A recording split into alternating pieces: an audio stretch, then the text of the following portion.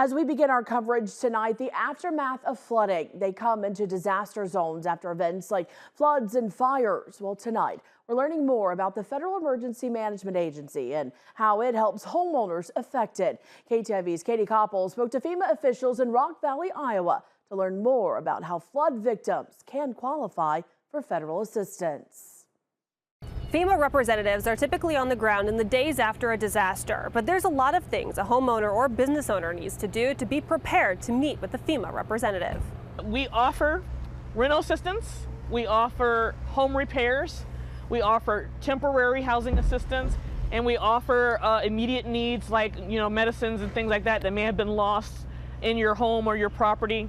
FEMA, or the Federal Emergency Management Agency, has several disaster recovery centers set up in Northwest Iowa to help flood victims apply and receive federal assistance. You never know until you come visit us, so we're always welcoming everybody to come and talk with us and let us help you through that application process.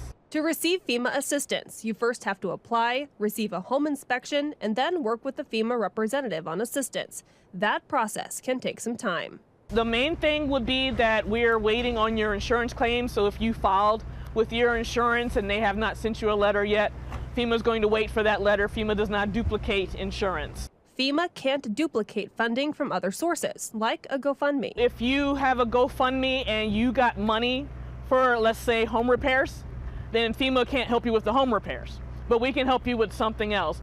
Suber also says FEMA representatives will have proper identification and will only show up to your home if you've applied for assistance. If you did not apply for FEMA and somebody comes to your door, that's a major red flag.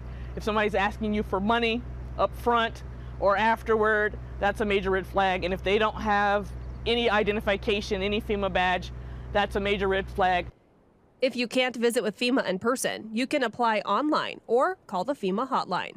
In Rock Valley, Iowa, Katie Koppel, KTIV News 4. FEMA representatives will be available in Northwest Iowa for as long as they're needed. They hope to have a disaster recovery center open in McCook Lake, South Dakota in the coming days. Well, tonight, for more information on FEMA, how to apply, and resources available to flood victims, you can visit the story right now on our website at ktiv.com.